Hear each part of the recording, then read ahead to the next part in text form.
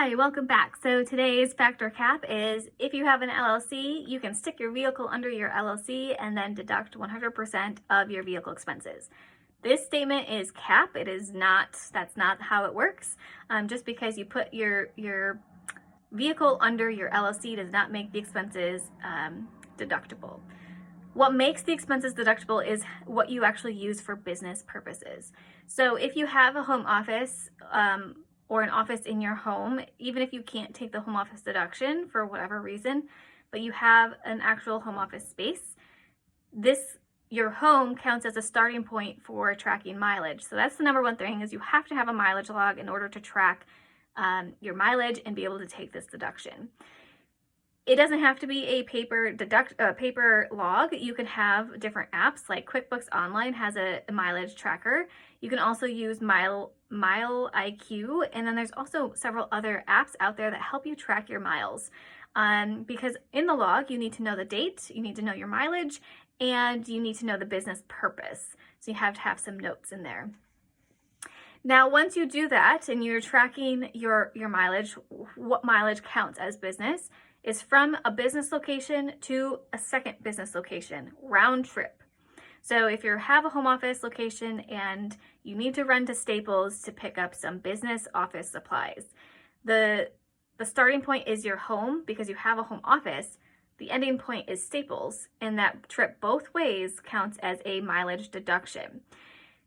If you have any, so after you stop at Staples and maybe you needed to go to the mall to do some personal things, the trip from Staples to the mall does not count. But again, still that round trip from home to Staples counts. So whatever the mileage is from home to Staples, duplicate that, so times it by 2, and that's the business mileage that you're able to deduct.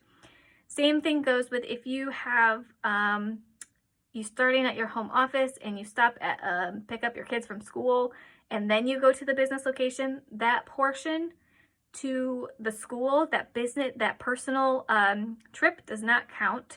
So it's just from home to the business location, home and back. So those are some things to be mindful of, and tracking that, so that way when you come time to the end of the year, you are able to determine your business use percentage. And how that is determined is you take your total mileage spent for the entire year. So easy way to calculate that is if you're starting today to track your mileage, write down what your odometer reading says right now, and then keep track using your mileage log, whatever way you're using that, through an app or through paper.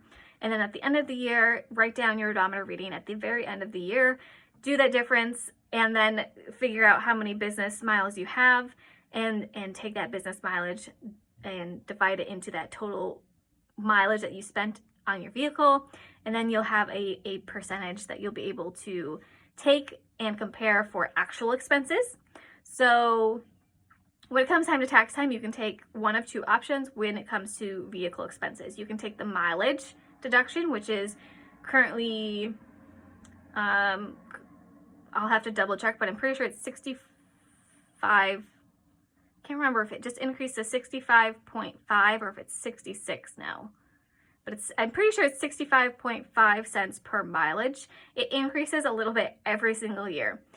So you can go to irs.gov and it shows you right there what it is. But if you're working with a tax professional too, they'll be able to tell you what it is for that year. And so if it's 65 cents, times it by your total business mileage, you get that as a deduction. If you want to try the actual business, your actual vehicle expenses, you have that business use percentage from your total business miles divided by the total miles that you spent in total, and you calculate to get a percentage. And then you take that percentage for all of your gas receipts, all of your repair charges, all of your tolls, parking, insurance, if you have a loan on the vehicle, the interest portion. So all of those things could potentially be a deduction.